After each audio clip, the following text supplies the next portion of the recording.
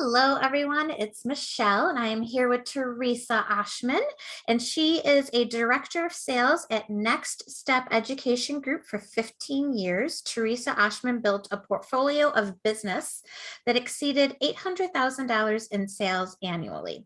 How did she do it? She believed and still does that business is built on relationships and made it her business to build them. And we've talked about relationships a lot these past few interviews that I've done this month. In 2015, Theresa resigned from Next Step and emerged on the other side as an entrepreneur, taking what once was a business expense and turning it into a profit center. And today we're going to be talking about whether your business needs prospecting, thank yous, client retention, employee appreciation, personalized direct mail, unleashes the power of the mailbox while augmenting digital efforts. So welcome, Theresa. Thank you so much. Great to see you and great to be here. Thank you. Me too. This has been fun trying to see everybody again this past month and learning more. And again, like I said, we've been talking a lot about relationships in almost every interview. And I think that's really important. So how does the brain respond to print, which is what we get in the mail, versus Right. digital? Absolutely. That's a really great question. And before we dive right in, I'm Yeah. going to share some statistics about that. But I just want to go on record and say everything I'm going to share with everyone today is in no way recommending that you abandon any of your digital channels. Okay, just straight up out there, because there is room for all that, and it'll all tie in. So stick with me till the end. Okay. Perfect. Awesome. So some smart people did some research, not me. And But you're smart too. well, so the post office, right? When I first saw something in the post office, okay. But what they did was they actually partnered with the Center for Neural Decision Making at Temple University's Fox School of Business. And just to gauge the responses to physical and digital advertising pieces. So they use imaging for biometrics like heart rate and respiration, eye tracking. There were questionnaires and things like that. So this is what they found, which I thought was absolutely fascinating. Participants processed digital ad content more quickly. So that kind of makes sense. They spent more time with physical ads. Physical ads actually triggered activity in a part of the brain that corresponds with value and desirability. So it's kind of like saying, ooh, I want that, right? And then participants had a stronger emotional response to physical ads and remembered them better. So that was kind of, I thought it was absolutely fascinating about how our brains take all that in. I think that makes sense because digital, there's just so much to see. Whereas print, you only get a few of those in the mail now. Right. Everything's digital. Exactly. So, yeah. So what made you go into what you're doing now? How did Absolutely. that all start? Well, it all started when I was working at Next Step Education Group, and I was in sales. So I was one of the company's protocols was that every time you had a sale or you met with a prospective client or anything like that, you had to send a handwritten thank you note. Okay. So you can picture over $800,000 in sales annually. The average sale was about $15,000, $20,000. I'm not going to ask anybody to do the math. So you can imagine how many thank you cards I was writing by hand. And I'm not getting any younger, and my handwriting is getting worse as I age. So I was trying to find a platform where I can still have that personal touch, customize it, and it's really coming from me. And it's Theresa speak, so to speak. And I found a platform, started to use it, and absolutely fell in love with I call it the intersection of where digital meets print, right? And I thought, wow, this is really kind of cool. So use it. Used it for more than just thank yous. There's birthdays, and there's sadly sometimes sympathy cards, there's promotions, and people move on, etc. So when Next Step decided to get out of the higher education landscape, I thought, wow, I could teach this. This is something I could share with others. And that's how it all came to be, as that's how I became an entrepreneur and have this as a business. And that's awesome. And so you've been doing it since 2015. Yes. What has been some of the things that, being your own boss now, you've struggled with? How have you moved past those struggles? And who has been supporting you during all of this? Because as we all know, being a solo entrepreneur, especially these past couple of years, you can't go see people and go meet for coffee. Now you can, but before you Right. couldn't. So what have been your struggles? How have you gotten past them? And who has helped you get past those struggles? Sure. My struggle has been finding a DMO, daily mode of operation, that works for me. That has been the biggest struggle. And I still some days, because you put it in your calendar and then it's like, well, something happens and Yep. you're not doing that DMO anymore.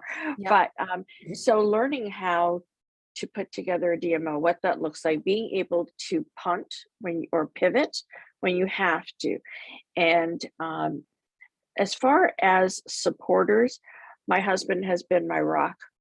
I also I love God, and so he's always in the center of what I do. And I also say that God is my business partner. So I consult very often. And then of course, they say it takes a tribe, right? So I've been blessed to have women such as yourself, and so many others who may not even know it, that have been my mentor. And you seek out those resources, and like these projects that you do, like you're interviewing people in these webinars. When people tune into those, it's absolutely amazing. And I'm always so grateful, because I learned so much from everybody. There's always 2, 3, 4, 6 golden nuggets that I can walk away with. Mm-hmm. Now, I know in the last interview we did last year, I don't know if I interviewed you during the COVID series, but during the last one, you talked about relationship building. So how does direct mail versus digital mail, how does that help relationship building? Absolutely. There's direct mail, and then there's direct mail done right. Mm-hmm. Okay. So people say to me, well, okay, direct mail versus personalized direct mail. Why personalized? Well, let me ask you this. What are you looking for? So you go to your mailbox, right? You grab the mail. Tell me what you're looking for. Get rid of the junk mail. There you go. Okay. But And what bills do I have to pay? right. So you're looking at that, but those bills have your name on it, right? Mm-hmm. So you're looking for your name. Yeah. So think about it for a minute. When you get something that says homeowner, Yeah. oh my God, current resident, how many of those do we get on the front of it? That's the first thing that's actually going to go in the trash or in the recycling. Yep. And how often do you open that? Let me ask you that. It doesn't get open, does it? I don't. As soon as I see it, I shred everything. So as soon as I see it, it goes right in the shredder. I don't even look at it. Exactly. So when we're looking for a name, it's like, but what it's got my name on it, I better take a look. So the first goal of direct mail is really to get our prospects or customers to open it. The second goal, of course, is to take them and convert them from what I call a bystander to a customer, to and the simplest way to do that is to have their first name on the envelope. Mm-hmm. And the other way to, when we have that first name, and also what are we sending? Yeah. Okay. Are we sending, look at me, look at me, look at me? Okay. Or are we sending, hey, thanks for meeting with me last week. Hey, I was so great to be able to give you the opportunity to provide a proposal for your oops, you okay? Sorry, my cat got in the background. I almost ran her over. Oh, geez. I do that all the time. My dog gets, and I hear this yip because I rolled over her paw. Well, I was looking for it because you said the thank you. Let me show you if I can find it. Hold on. I think this is it. I won't say who it's from, but it's from what you do. Okay. And I love stuff like this. So this is what Teresa's talking about. It's a thank you card and it has my name on it. But then it comes with a little treat with my name on it. Yeah. If you had a prospective client, who wouldn't love to get this in the mail? Right. Right? It Exactly. makes you stand out, it makes you unique, and it makes you different. Exactly. And that's what it's all, that's what, if you can do direct mail, just like you showed us, there's another one that's my favorite. So it also comes, like this, right? And in here is an envelope, is a card, and like yours, it has my name on it, right? So that's kind of exciting. And this thing had my name on it. Mm-hmm. And when I opened my card, inside is a message. And then it had forget-me-not seeds in it. Oh, yes. Okay. So what a great way to reach out to, even family, right? Someone you haven't connected with in a long time, someone who may be a potential client, and you said you'd reconnect. Well, here's something, they're not going to forget that you did that. So Now, forget me not. Teresa has sent me numerous cards in the mail. And again, I should have been prepared. No, And I keep them with me all the time. I think you sent me both of these, to be honest. Yes, you did. okay. So when my son first went to Oh, third grade, fourth grade, fifth, third, I think. So I keep this in my notebook all the time with me. So it goes with me everywhere. And this one is very special to me, of me and my mom. This is one of my favorite pictures of us. And now she's going through Alzheimer's. mm, So I keep this with me all the time and I look at it all the time. So it's not just, like you said, for clients or prospective clients, it could be for family, like you said too. And I keep those with me all the time. absolutely. And when we can go from the head to the heart, it's an emotional ROI, right? And once we have that and we nurture it properly and the right way. So I always say build relationships 80% of the time, and 20% of the time comes the marketing, but we never marry the two. So it's kind of like, if I send you a thank you note and then I'll go, and in my note, I'll say, P.S. Michelle, I can always, I'm always available for referrals. So now I've asked you for something. Mm-hmm. So that basically nullifies, voids the thank you. That a referral would be a separate, would be something separate, a postcard, a card, whatever. I've got a really fun one that I like to send on Valentine's Day, and it's got hearts and you can do whatever. And on the front, it says, will you be my referral partner? Yeah. And then I have a little message on the inside, wherever that is. Yeah. And that's one of my marketing cards. I have a couple, but that's one of my favorite ones to send. So what is your return on investment for all of these that you do to potential clients? You have to remember that how many touches does it take to get a client, right? So you're looking at what, 10, 12 before you even get a response, right? And then once you do, I like to reach out. It really depends. Maybe, if they're a client, then they get something from me every month. And it could be, it could be like best practices for direct mail.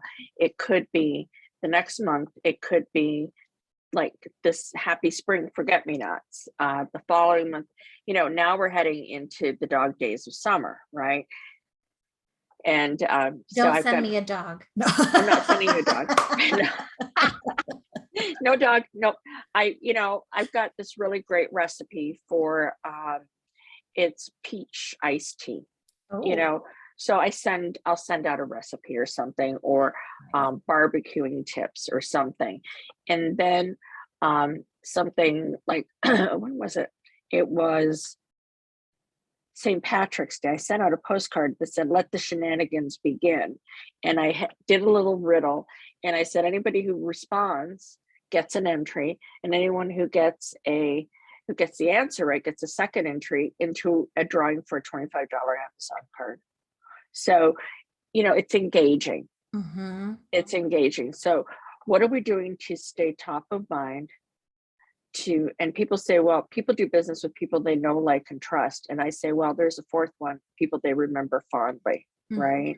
Mhm. So, how are we staying top of mind?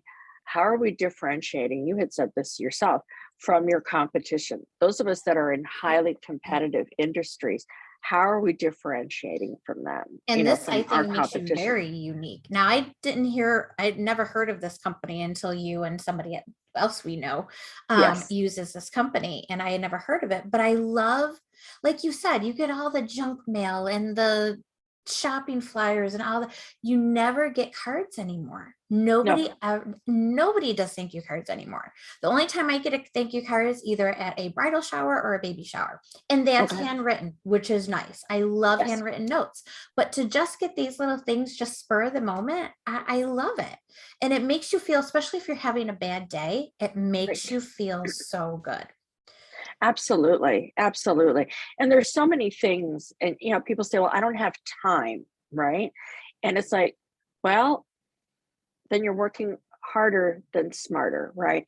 And find a system, a technology that helps you to Mhm. do that, right? Whether you choose to use the technology that I use or another one, find something that works for you, that can be automated but still personalized. That's the key. And the thing is, if you can do that, then you're consistent, right? Where people fall off is that they're not consistent, right? They're not consistent with those multiple touches. And one ain't done, I'll tell you right Yeah. now. Like you said, it takes multiple touches, at least It 10 to does. 20 touches. Yeah, oh And yeah. I've had people come to me when we could network a long time ago, they kept business cards. Hmm. And I had somebody come to me, I don't know, a couple of years ago that said, I found your business card on my desk, and now they became a client because it Right. does take a while. So what are some best practices for direct mail? Sure. So number one is to use variable data merge fields. And people are like, what the Yeah, heck what is is that? that? Well, it allows you to use a merge field like first name in Mm, your body copy and headline, right? So anytime we can use a merge field to enhance our communication and make it more personal, we should really do that. yeah. We should really, really do that.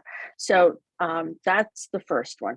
And anyone who's joining us, don't worry about taking notes. I actually have a handout that I'd be happy. It's a PDF I could email, and all of this is in there. I just took like a bird's eye view, right? The document I would send you, the PDF, is a lot more detailed. And full disclosure, it is written by the CEO of the company I'm with. However, it doesn't mean that you have to use our technology. You're still able to, it'll generate some ideas, maybe some questions.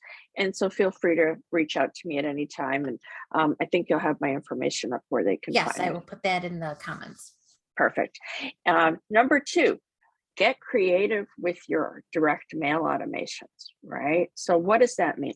This is when we're sending multiple shipments, multiple touches, okay, in a sequence to either one or more people, Mm, right? So, what would this look like? Well, maybe introducing yourself. I'll take someone who does outdoor lighting, okay? So, he has a job in a certain neighborhood, okay? And he is going to send a postcard to within maybe a mile or a few blocks or whatever he decides to do, to all the people in that area to say, hey, I'm going to be at Michelle's house at this address. Come and check out my work. Okay, this is what I do. And then afterwards, when people do come or they respond, right, the next mailing could be something educational. So these are outdoor lights. How do you take care of them? mm, I don't know. I mean, we have all four seasons, right? mhm. I don't know, right? And then the next one could be offering a solution of some sort that says, you know, what are your outdoor lighting needs? Are you looking for more security? Are you looking for ambiance? What are you looking for? Let me see what I could do to help you. design that. Cool. So just a little different, something different there. Now, have you heard of people who buy lists? Mhm. And okay. Yep. So it's really important where you get your list from. So that's where we get the current resident, homeowner, what have you, right? It doesn't have our name on it. So I'm telling people, please stop using current resident. Please stop. Buy qualified leads so that you're not throwing your money away. And leads, like, so I'll use in this example a pool cleaning guy, because right, our weather now calls for pool cleaning. Right? I don't have a pool, but no. And don't want a pool because then you have to clean it. that's exactly it, right? And you're going to have to call for help and all this sort of stuff. So imagine pool cleaner, and he wants to buy some leads. So what's the best way to do that? So it doesn't say current resident. Okay. Choose a lead company where you can, it's your criteria. Choose the individuals, the geography.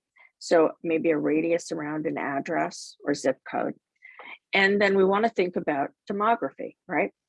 Homeowner, but not just any homeowner. We want houses with pools, right?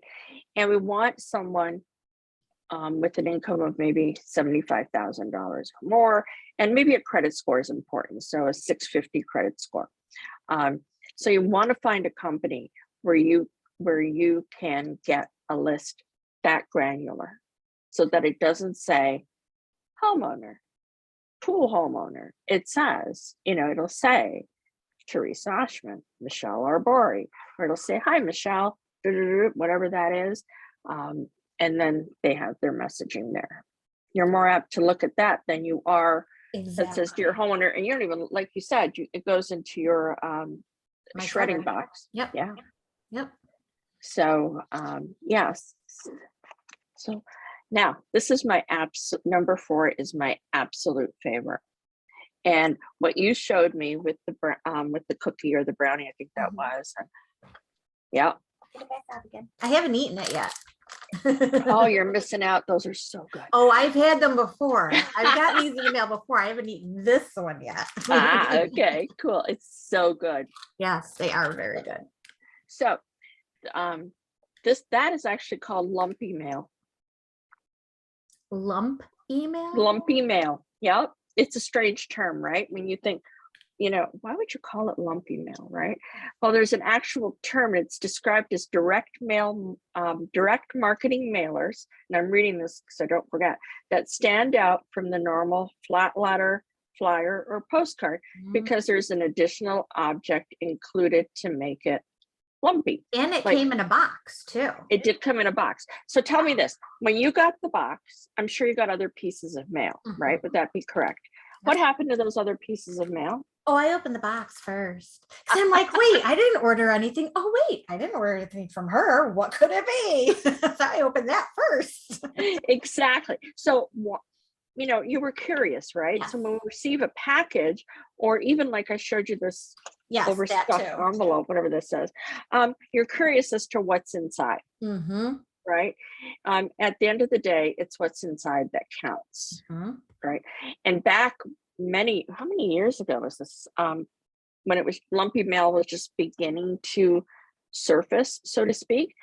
Have you ever received, like, from a car dealership, and it was a key? With the key, yep. Did you not look through that? Like, what do I have to do to go test drive and all that? Yeah. Right. But it catches your eye. Exactly. And it catches your attention. So you're going to look at that like, what do I need to do to, that's a real key or whatever, So lumpy mail is really kind of a lot of fun. And like, you received it, right? And I know the person that sent it, and she probably had a blast putting it together too. Because sure she did. And it comes in a nice box. It's not just a box. Yeah. It has pretty filling, and it's well done and well packaged for sure. And so when direct mail is done right, it's personalized, right? It creates an experience. Yeah. Right. So what experience do we want to create for our clients and customers? Imagine the way you felt, and then being able to do that for somebody else. And I know, because there's another person who uses this as well, and I'm sure you know her too. But I know when I get stuff from the three of you, I know it's going to be good, a well personalized item with either pictures or food. Or Who food. doesn't love food? Come I on. know, My right? son's Yeah. like, well, can I have it? I'm like, no. No, it's fine. It's Get your fine. hands off. Yeah, sharing in this case is not caring. So yeah, no. Now, Linda, I see you're here, and if you want to just open your mic, you can. If you have any questions, let us know. And if you're watching and if you have any questions, either comment on the YouTube video or on the post in Facebook. So continue. I just want to make sure I put that out there. No, thank you, and welcome, Linda. Yes. And everybody else who'll be joining in on the replay. So the fifth one, never forget another birthday. Think about it for a second. We are only one birthday celebration away from our next big deal or our next big referral. And you know how we talk about relationships? So our world has really become very impersonal, especially when it comes to business. And okay. busy. And busy, right? So most businesses are transactional, right? One and done or whatever. And not really good at the relationship side of things, right? So I call it birthday marketing, call it whatever you like, but birthday marketing will not only set you apart from your competition, because we talked about that a little bit, but it can change how your customers perceive you, right? They perceive you as you care. Hey, she remembered, he remembered my birthday. I can't begin to tell you how many times I have gotten a text message, I have gotten something that said, you're the only one that I received a birthday card from. Aww. Okay. So it makes the world of difference. And again, find a system, whether you use mine or somebody else's, where you can automate it. And literally, mine is 2 clicks away. I create a new birthday card every year. It's personalized with the person's name, and on the envelope, it's a real stamp that's put on it. I never touch it. Yay. I don't have to go to the post office. I don't have to go to the Hallmark store, wherever else. And the cards that are created, you can't just go and pick it up off a rack, right? That's so what I like too. They're all different. They're all different, right? So it makes it's a massive difference. It really differentiates you from everybody else that's out there. And so I find out people's birthdays, right? And then I put them into the contact manager for the system that I used. And I add them, it's an automation. So I add them to my birthday automation, and I don't have to worry about it again. It'll go every year. Okay. 2 weeks out, it'll go. The only thing I have to remember, and sometimes I forget, is that I have to switch up the darn card every year. Because otherwise everybody's getting the same card every year. Oh my God, a mutual friend of ours who will remain nameless, she was so sweet. She goes, you must really like that card a lot. I'm like, what card are you talking about? She goes, the birthday card you sent me. And this was, before Zoom. And I'm like, tell me about the birthday card I sent you. And she was so cute. She goes, yeah, and she described it. It's the second time. This is the second year. She says, I love you.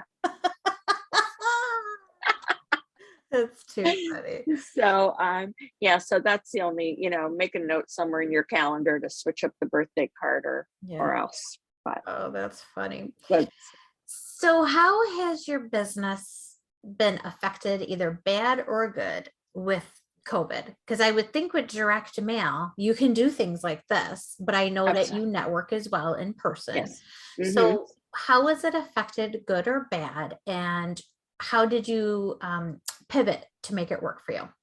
Absolutely. So it actually worked because people weren't able to hug. They weren't able to be together. It was really important to have another vehicle in which to be able to stay in touch. And, some of our grandparents, older generation, they're not on the computer, right? So they don't have the Facebook, the LinkedIn, or whatever else is out there anymore, Instagram. So they can't see the pictures of their grandchildren, their great grandchildren. And So when you're able to take a family event, like even like we were doing Zoom events, right? So I would take screenshots and put them on cards so people can see each other, Yeah, that I weren't think able to YouTube that be works there. for me. Yeah. Yeah. So it actually, my business increased tremendously because of that. And so, um, and then as far as businesses are concerned, they upped the ante too. They were sending more because it's kind of like, back in the day, long time ago. I'm really going to age myself. So we all know Pepsi and Coke, right? Mhm. Okay. So back in the day, it's a long time ago, Pepsi decided not to advertise. Okay, because there was a downturn in the economy. It was during the Great Depression. Okay, so back in the 30s. So they decided not to advertise. Coca-Cola, however, continued, maybe not at the same rate, but they continued. Pepsi has never been able to get that market share back. Mhm. Okay, so people in business knew, who had the foresight, said, I'm going to continue what I'm doing. Okay. I may cut back a little bit. Okay. I may not send 5 cards, I'll send 3. Mhm. Okay. But I'm still staying top of mind. I'm still, I had some people send oh my God, the funniest cards, like something about toilet paper. I survived the 2020 toilet paper, whatever. And call me for whatever you want, but don't ask me for toilet paper. It was just reaching out to say, hey, I care about you and things are going to turn around and things are going to be different. So that's where I saw a bit of a change. And then also the pivot part was, how can we still market without being salesy or spammy? Okay. And that That's toilet paper really thing was an example of what somebody did that said, I'm just reaching out to say hello. Are you okay? Call me for anything, but not toilet paper. Right. So it was just a laugh, ha ha ha. And that was the end of it. So there was, some people went down a little bit in what they were sending, but they continued to do so. And as a result, the feedback I'm getting is that their customers or clients are returning, they're sending referrals because what? They stayed top of mind without pitching them something every single time they reached out. And just like I talk about with social media, you don't want to be that salesy, sleazy salesperson. I know, say that fast 3 Because times, right? yeah, and people don't like to be sold to. They like that personalized remembrance of whatever. So Exactly. with that being said, because you couldn't network in person, Right. how did you promote your business besides the direct mails? How did you really promote your business, and what do you do nowadays? Because I'm sure maybe it came routine for you. Right. So I'm going back into networking events. Basically, deciding where I'm going to spend my time. And Mhm. that's the other thing during COVID, I was able to look inside and go, where was I spending my time? Okay, before I was locked in. And once this is over, where am I going to spend my time? And the realization came is I need to spend my time where I can give the most value, but also where I can gain customers, clients, what have you. So I did a lot of, well, not a lot, because Zoom fatigue was a real thing. It still Mhm. is, right? So there were online virtual virtual meetings, which was great, networking things globally. What happened was that my business expanded globally, which I met people from all over the world. I mean, it was so exciting. And because anybody can be a customer, you can send wherever mail is delivered. Um, that again helped to boost um, my business. That's awesome. Yes. So now you're So starting to network more in person. Did you do yes. any like newsletters or social media? How do you get yourself out there? Because there are, even though we love the direct mail and the gifts Yep. and all that, people are still on social media. So how do you Absolutely. market yourself there? Sure. So that's a really great question. So I'm in different groups, both on LinkedIn and Facebook. And then if I see something, again, I try what I keep to it. Sometimes it's hard, the 80-20 rule, right? Where I'm giving knowledge. So I'm giving something that says, hey, have you thought about, or what does this look like? Or right now I have a poll going on LinkedIn, and then engaging with those people and going, what's working for you, what's not? Because my poll on LinkedIn is about, do you think that direct mail really works, right? And is it yes, no, or what the heck is direct mail, right? Mhm. So engaging that way, and just offering suggestions, little tidbits, golden nuggets, engaging in conversation, asking a question, the open-ended questions on social media. And I need to get better at that though, and plan out, it's kind of like sometimes I feel like I'm flying by the seat of my pants, because I hear, oh, you should really plan it out. And I'm like, I'm a spontaneous kind of girl. But that's just not cool. So, it's, and again, and I use, of course, direct mail, as you know. Mhm. Um, but one of the other things that I've been using in my social media, and this is actually goes into the sixth of the best practices, the last one, and it says the QR code advantage. Those are becoming popular again. They are, right? They So, stopped and then now they're back. but this is one of the reasons I absolutely love it. So, well, you just said, they're like, some people are saying they're a game changer, and I would say that's really kind of, yeah. Um, so earlier on, I had mentioned when we first started, is that in no shape or form are we advocating that you abandon all your social media or all your digital channels. Mhm. What's great about QR codes is that it's a really great example of how you get your audience into those digital channels. Now you just sent a mailing out, didn't you, with a I QR did. code? Yes, Yep. it's in my Mhm. pile to look at. I didn't shred it though. I Oh, didn't there you go. shred See, there you go. There's it.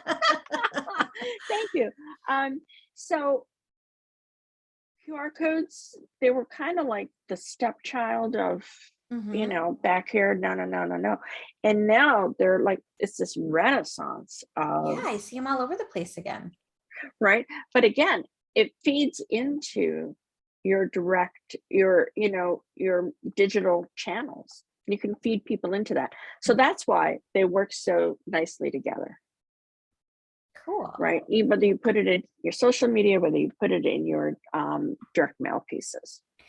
So if somebody is looking to start a business or Okay. start a new adventure, what would be some tips that you can give them since you did this all on your own?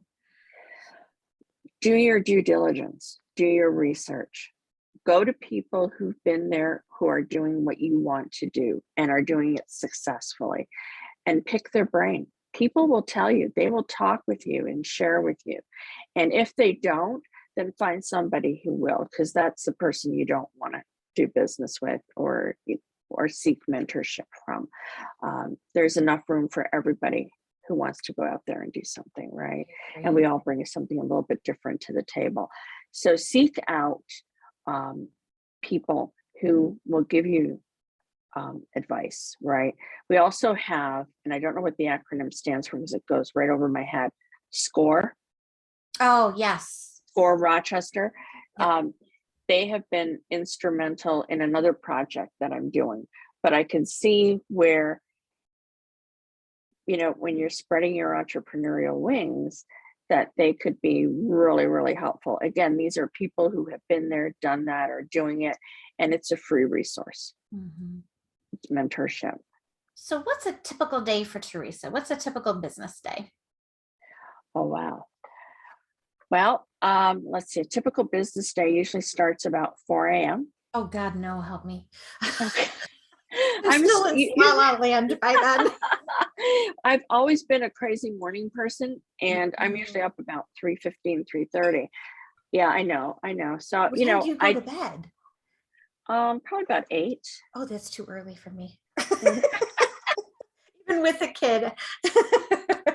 I think when my kids were younger, that was totally different. But so I see my husband off. I take care. We have pet kids, so I don't have any kids at home, but we have pet kids. I gotta take care of that. Then I see my husband off to work. He also is an early morning riser. I find my day goes best when I do three things. Okay. The first is spend time with God. Mm. The second one is reading, whether it's a chapter in a book, it's a few pages, whatever. And the third one is getting physical activity. Mm. Okay. If those three aren't in alignment, then my day is a little bit off. Okay. I've noticed it with me too. Right. I've missed my smoothies all last week because I just had a bad week of anxiety with things, and I missed my smoothies every day last week, and every day was off. Right. Yep. So that's one little thing, right? So like this morning, I did the first two, then I went and I walked the dog, and it was beautiful. It was like 6:30 in the morning, and it's still crisp out, not oppressive like it is right now. And so we saw a beautiful doe in the woods, and it was just like, oh, I would have never seen her had I not gone for a walk, right? And then I came back to my desk, and it's getting caught up on social media, answering messages, and like I was messaging with you a little bit there, and then maybe posting something on social media. So I do that, and then I started to write my blog post for my nonprofit. And I have a whole list of, I've got to do this, I've got to do this. And I'm old school, so I have a paper calendar and I write everything. Yes. I have a paper calendar too, right here. Yeah.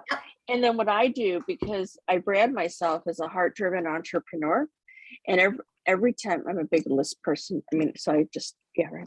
So I've got these little heart stickers, and every time I complete a task, I take it off and put it on my calendar that it's done. And then I also have clients who I manage their direct mail marketing. So, getting on top of that, it just kind of ebbs and flows. That's the one thing I love about entrepreneurship. No 2 days are the same, right? So I'm not going into an office and like, okay, I'm going to do this and this and this. Not there's anything wrong with that. If that's somebody's cup of coffee, I'm not wired that way.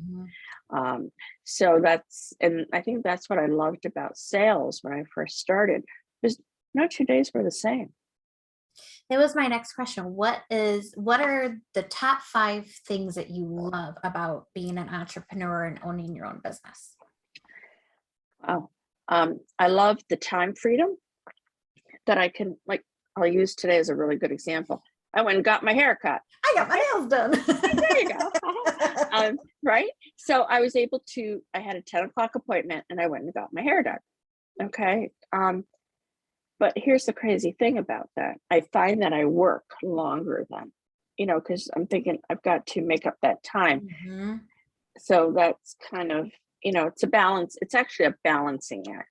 So the time freedom to do what I want, when I want, and with who I want. I can choose to do business with this person or not. It's my choice. So I can plan my day. And if I want to run away with my husband, I can do that. Okay.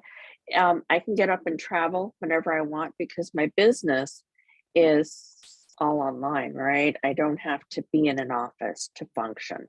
And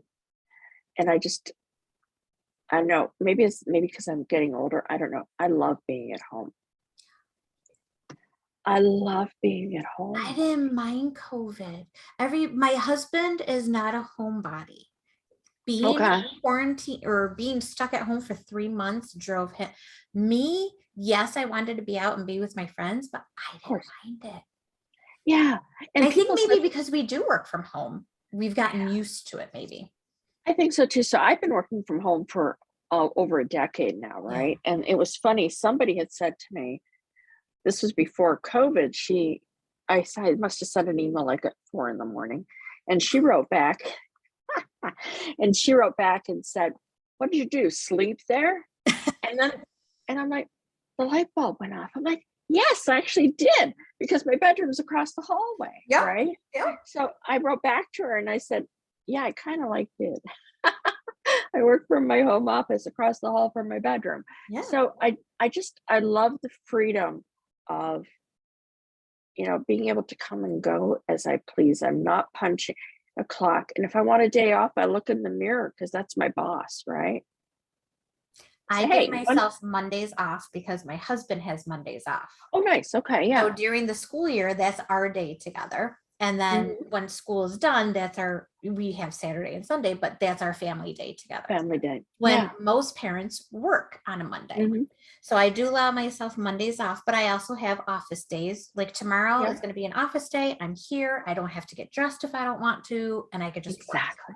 Yeah, exactly. So what does work-life balance? I know there's no set thing, but what does work-life balance look like for you? Work-life balance means, to me, I'm up early, right? So by noon, I've put in a full day technically, right? Almost, right?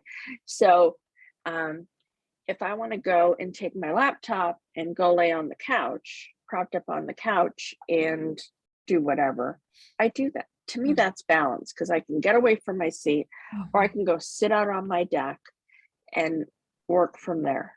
And I think it doesn't, to me, it doesn't feel like work because I love what I do, right?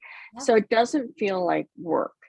And or I can get on the couch and the dog is laying on the couch with me. Wintertime, the fireplace is going. I've got my fairy lights on the mantle. It's snowing. I could care less, right? I'm like, okay, I'm safe. I hope everybody else is too. Um, but balance to me is being able to stop and say, I'm going to stop now. I'm done. Or I'm going to stop for a couple of hours. Or better still, I feel like a nap and I'm going to go take a power nap. I wish I could take naps. I've never been a nap person during the Well, day. neither have I. My husband, I'm jealous. My husband's really good at it. Mine Um, too. is he? Oh He my could God. just put his head on a pillow, especially in bed, and he's out in 5 minutes. Yeah, what the heck is that, I right? don't know. I can't. That's why at night I'm in bed. My son goes to bed at 8:30 on a school night. I'm in bed at 8:30, but I don't fall asleep until 10 or 11 because I need Okay. to quiet my mind and chill. For Exactly. my Exactly. husband, he's out in 5 minutes. Yeah. So my husband, he could go, yes, no, Saturday. He took a nap. I'm like, Mm. I'm so jealous. How could you? And so I guess I balance to everybody's a little bit different. Mhm. For me, it's being able to say, you know what, it's 2 o'clock almost, and I'm going to go and put my feet up for a little while, or I'm going to zone out and, maybe make a TikTok or something, or, something silly. I don't know. So to me, that's balance. And people say, well, you work, sometimes you work on the weekends. And I'm like, I do you're right. too. I do. I work on the weekends, but what people don't seem to realize is that I'll work on the weekend for a couple of 2, 3 hours, and then I'll take the rest of the weekend off and not get back to my desk till Monday afternoon, Hmm. you know? So Yeah. I that, don't mind working. Like you said, if you really love what you do. Now, yeah, yesterday, I didn't feel like going out, even though it was a holiday. I stayed home and I worked. I mhm, didn't mind working. And my husband's me like, You're too. working on a holiday. We're going somewhere. I'm like, Okay, bye. I don't mind when you love what you do. So for somebody who feels stuck and Right. who doesn't love what they do and who doesn't get excited to get up to go to work in the morning, what would you say to them? I would say to them, what do you love to do? What is it that you love to do? And what would you do if you didn't have to work? What would you do? Mhm. And could you make a living doing that? Mhm. So what would that look like? Yeah. What would that look like? Go get some quiet time, grab a notebook and write your life as you want it in the present tense. And then take that as a blueprint and seek out mentors, seek out people, because we don't resonate with everybody. So I resonate like with Tony Robbins and, and John Maxwell and, and they're my mentors. Do they know that? No, I read their No. books, they don't know, and they don't need to. You know, so make a list. What do I love to do? There are people who are beautiful, they do art. Okay. What can I do with that art? Can I teach it? Could it be art therapy for children? I don't know. What is your passion? What are you passionate about? And then take that and 10x it. Seek out the resources. They're all out there. You just have to seek them out. And one of the things, hold on one second, I journal every day. I got to get back to that. So I found this one, which is my absolute favorite. And it says, ask and it will be given you, seek and you will find, knock and the door will be open to you. And it's on Amazon for $7. Okay. And write down what you want. What do you want? And why do you want it? See, now I started my business because of health issues. I was sort of forced into it, but because of that, and I say this in my webinars when I'm talking about who I am and why I started, if it wasn't for the fibromyalgia, I wouldn't be doing what I love. Yeah. So even though it was a forcible way into starting my own business, I wouldn't go back to the corporate world at all if I had to. We talked about it, a couple of years ago. We were like everybody struggling because we weren't getting paid and we were used to getting paid and all that. And we talked about it. And he's like, my husband's like, you're not going to be happy at a desk again.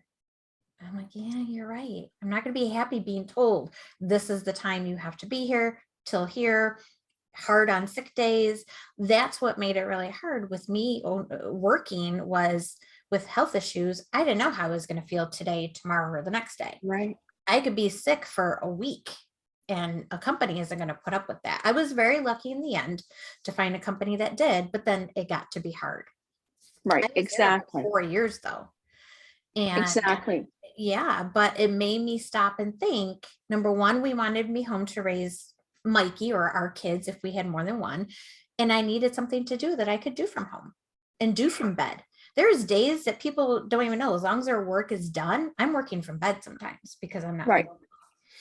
Exactly. And it's funny, when I stepped away from corporate America, like you, I can't see myself going back. Here's the nutty thing. I'm making less than what I was, but I'm much happier. Me too. And my husband's talking about retirement in the next, 7, 8 years. And I'm like, he's 10 years older than me, mind you.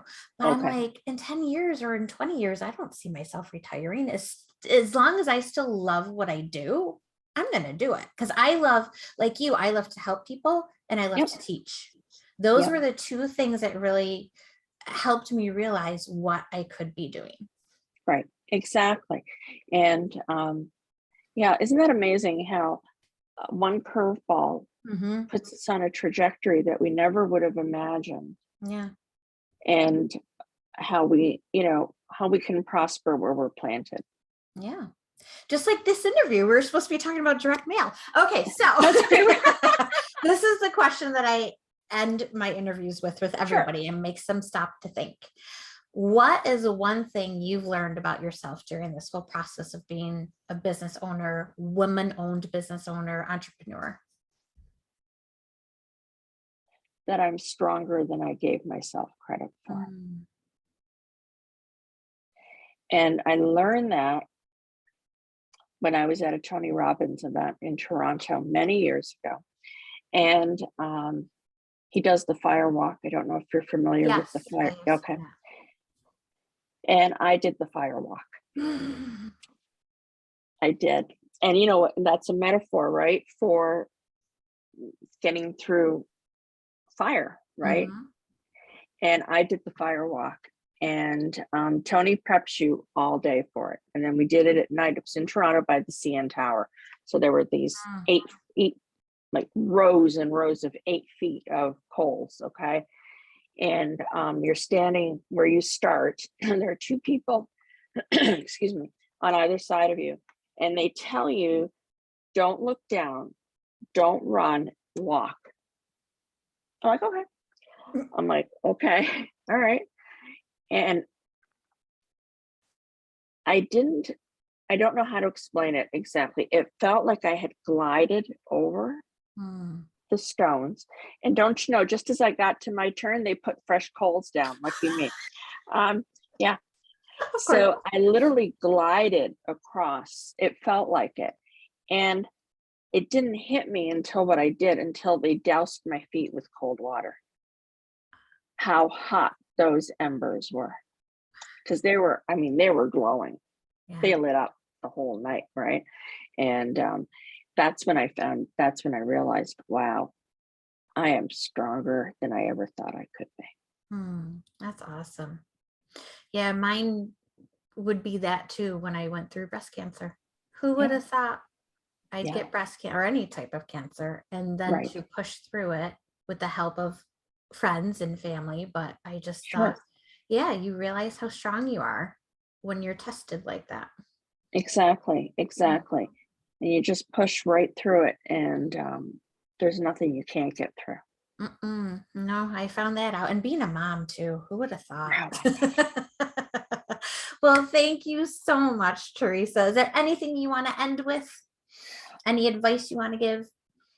I just want to say thank you, Michelle, for having me. I enjoy our time together, and I'm hoping that we could do it in person Me again too. sooner than later, please. Yes. And also for anyone who has taken the time to either join us or, um, or will be listening to this, watching this at another time, um, please reach out at any time with questions or anything like that. And I'm also happy to share that resource with you that I talked about. I just need an email address to How can send it people to. get in touch with you? I have your website and your LinkedIn and email, but is there any other way people can get in touch I'm with sure you can absolutely, you can always text me. My cell number is 585-748-4719. And that again is 585-748-4719. And my hope and prayer is that today has provided at least one golden nugget for everyone who tunes in. Oh, I think it did. Well, thank you so much. I'm going to be uploading this to YouTube, so please make sure to subscribe to my channel and comment. And again, this will also go in the Facebook group. So if you have any questions for Theresa, comment on either the YouTube or the Facebook group. So thank you so much. And our next interview is Thursday. Oh my gosh, I can't remember who it is. Let me look real quick. It is at 11 o'clock Thursday with Lori Enos, and we're talking about first-time home buyers and how to stage your house. So we will see you on Thursday. Thank you again, Theresa. Thanks. Bye. Bye-bye.